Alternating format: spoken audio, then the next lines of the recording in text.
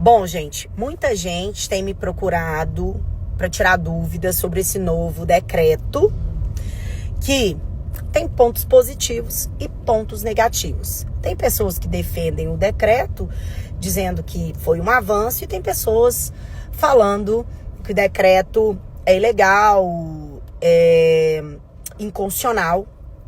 E eu vou trazer para vocês pontos positivos e pontos negativos desse decreto, de maneira clara, com linguagem simples, sem nenhum tipo de posicionamento para lado nenhum, sob a ótica sempre do melhor interesse da pessoa com deficiência, que é a forma que eu trabalho aqui, sempre nas minhas redes sociais e nas minhas explicações. Então, nós temos, um novo decreto, que foi publicado ontem, que é o decreto 12.686 de 2025, e ele institui a Política Nacional de Educação Especial Inclusiva. Então eu li ele integralmente, vou passar por uma análise, artigo por artigo, para explicar para vocês, porque realmente tem muitas dúvidas que eu estou recebendo aqui. Eu não quis fazer um vídeo sem ler cada artigo, sem interpretar e comparar com as normas, para não trazer aqui confusões, como nós já temos muitas nas redes sociais. Então vamos lá. Vamos começar no capítulo 1, que diz que da Política Nacional de Educação Especial Inclusiva. O decreto, ele garante o direito à educação em um sistema educacional inclusivo para estudantes com deficiência, autismo e altas habilidades, sempre em classe comuns, com apoio e adaptações necessárias. O ponto positivo é que ele reafirma o compromisso com a Lei Brasileira de Inclusão. Inclusive, a lei brasileira diz lá no artigo 27 que a educação é um direito da pessoa com deficiência, assegurados o sistema educacional inclusivo para todos os níveis de aprendizado, garantindo todo o suporte adequado para essas pessoas que precisam. E também estão alinhados com a Convenção da ONU, reconhecendo a educação como um direito universal. Ponto que merece atenção. O texto, ele não explica como será o suporte técnico e financeiro às redes públicas, o que pode levar à chamada inclusão sem estrutura, que é o que nós temos hoje. Nós temos uma lei e o nosso maior desafio é fazer essa lei ser cumprida, porque nem toda escola garante tudo aquilo que o artigo 28 diz que elas devem garantir, que é o suporte educacional inclusivo para todas as pessoas.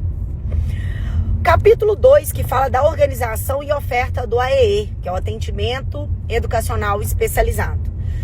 O AEE, nesse capítulo, é definido como atividade pedagógica complementar para as pessoas com deficiência e autismo e suplementar para quem tem altas habilidades.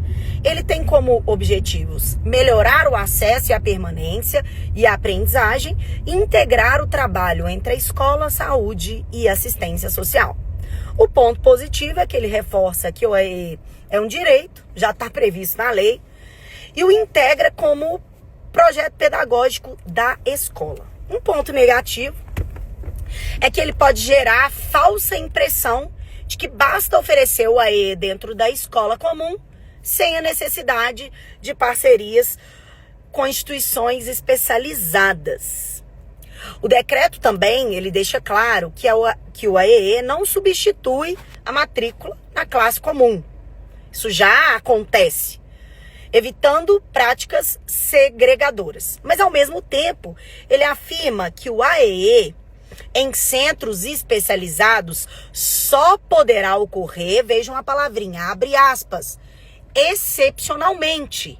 E isso preocupa, porque pode sim restringir o funcionamento das instituições tradicionais e essenciais, como as APAES, as pestalozes. Vejam bem, eles não falam que vão acabar com as escolas especializadas.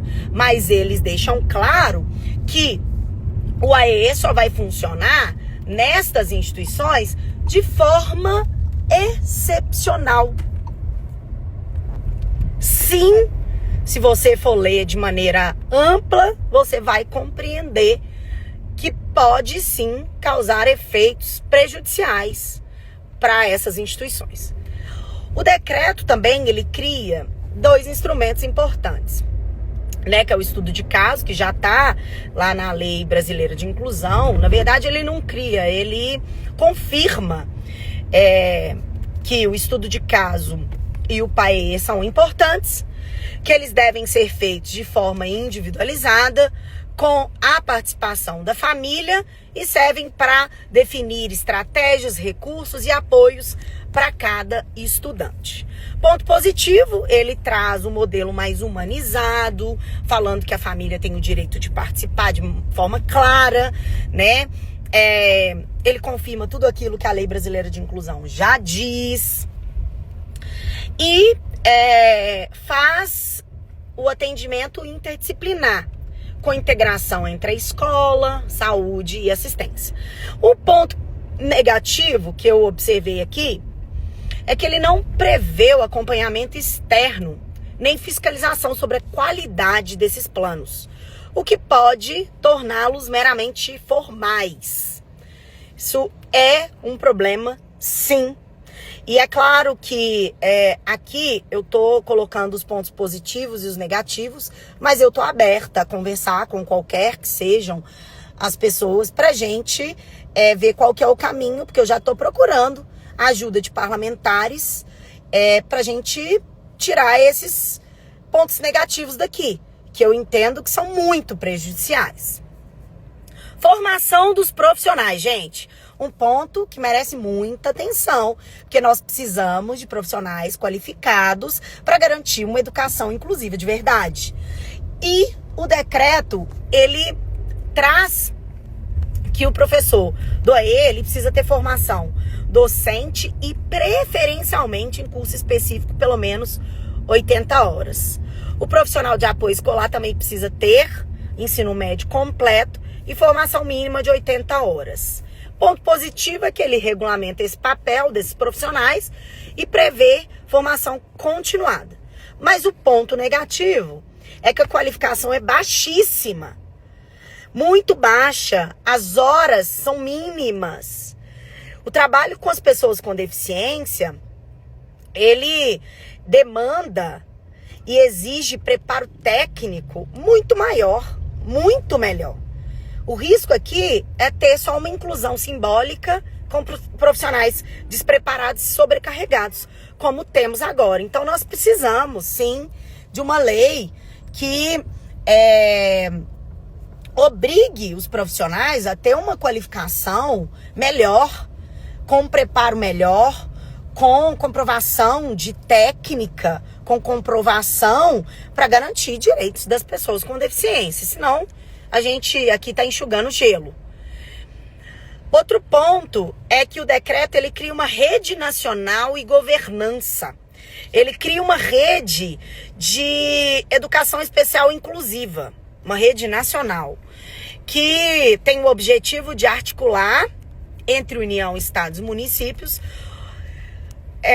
fortalecer a formação dos profissionais e estimular as boas práticas, a troca de experiência. Ele também prevê o acompanhamento de estudante, beneficiários do BPC, e também prevê o repasse de recursos via PDDE e PAR, e a criação de um Observatório Nacional de Educação Inclusiva. Ponto positivo, ele reforça a articulação federativa, ele cria instrumentos para monitoramento, mas um ponto negativo, ele não traz prazos, nem metas, nem critérios, nem objetivos. Ou seja, fica dependendo de portarias futuras do Ministério de Educação, o que deixa espaço para incertezas nessa execução, o que eu entendo por ser muito grave, porque quando você cria um decreto, ele tem que ter prazo, ele tem que ter meta, ele tem que ter uma organização melhor. O decreto também, ele revoga o decreto antigo, 7611 de 2011, que antes tratava da educação especial sobre a ética da complementariedade entre escolas comuns e instituições especializadas. O ponto positivo é que ele atualiza o marco regulatório, mas o ponto crítico é a revogação e o enfraquecimento das escolas e centros especializados, que não foram substituídos por uma nova garantia explícita. Isso pode gerar interpretações erradas e colocar em risco o papel tão importante dessas instituições no apoio à inclusão. O que o decreto acerta de forma resumida? Ele valoriza o sistema inclusivo e combate o capacitismo. Ele estimula a cooperação entre as áreas e entre entes federativos. Ele reforça o direito de estar na escola comum com apoio. Mas o que preocupa é a formação insuficiente, falta de estrutura real nas escolas, o termo excepcionalmente, que ameaça a continuidade das instituições especializadas, tá? Gente, é só dar uma lida mais apurada, que você vai ver que o excepcionalmente muda tudo. Uma palavrinha em uma frase pode mudar todo o sentido de uma norma. A ausência de metas e prazos concretos. O decreto, ele tem boas intenções, mas efetivamente dependerá da formação dos profissionais, da estrutura das redes públicas e da valorização das instituições que já fazem a inclusão de verdade. Eu vou fazer uma live aprofundando artigo por artigo, trabalhando artigo por artigo aqui com vocês. Eu só não sei o dia, mas assim que eu resolver aqui meus horários, eu vou deixar aqui para vocês, pra gente discutir juntos esse decreto, porque eu tô mais preocupada do que mais feliz. Porque eles reconhecem algo que já está previsto na lei, mas trazem inovações preocupantes. E nós precisamos trazer aqui algo que garante inclusão real para todas as pessoas. Não pode haver retrocesso. E nós temos no direito algo muito relevante, eu já falei aqui para vocês, que é a hierarquia das normas. E a Constituição Federal, ela tá é o topo da pirâmide. Topo da pirâmide. Então, a gente tem que garantir que as pessoas tenham acesso à educação, todas as pessoas com deficiência. E eu acho que a gente ainda precisa discutir mais. Entendo que existem pontos que reconhecem, né, a educação como direito fundamental, reconhecem os autistas como pessoas com deficiência, segundo a Lei Brasileira de Inclusão, mas trouxe preocupações muito grandes. E nós temos um movimento crescendo no Brasil que está esquecendo de cobrar daquelas pessoas que têm que ser cobradas para que a educação seja de fato inclusiva, com toda a estrutura, com qualificação. A educação que a gente acredita é a educação inclusiva na íntegra, aquela que dá acesso à educação da forma do artigo 27, que é direito da pessoa com deficiência, assegurado o sistema educacional inclusivo para todos os níveis de aprendizado, de forma a alcançar o máximo de desenvolvimento. E aqui tem algumas questões legais, a LDB, que em alguns pontos aqui está sendo desrespeitada com relação à educação especializada, e eu quero tratar disso com vocês em uma live, tá?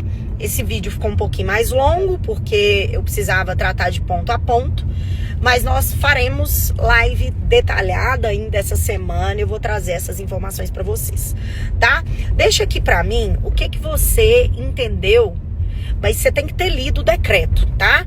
Não é o que você entendeu com base na opinião das pessoas. Leia o decreto, Leia cada artigo do decreto, cada palavrinha que pode mudar o sentido, para você deixar a sua opinião aqui, para a gente construir uma educação inclusiva de verdade para todas as pessoas. Porque a gente não pode deixar de fora aquelas pessoas que precisam do acesso a essas escolas especializadas também não. É nossa obrigação, enquanto cidadão, enquanto fiscalizadores, garantir que a educação de fato chegue em todas as pessoas que estão previstas lá na lei, ó. Quem são as pessoas com deficiência?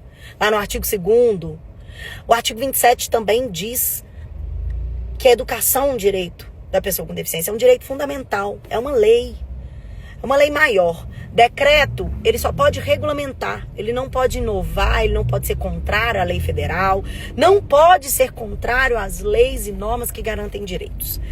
Então, nós falaremos sobre esse tema, que é um tema que está gerando muitas dúvidas. Então, eu dei aqui as minhas considerações, pontos positivos e pontos negativos.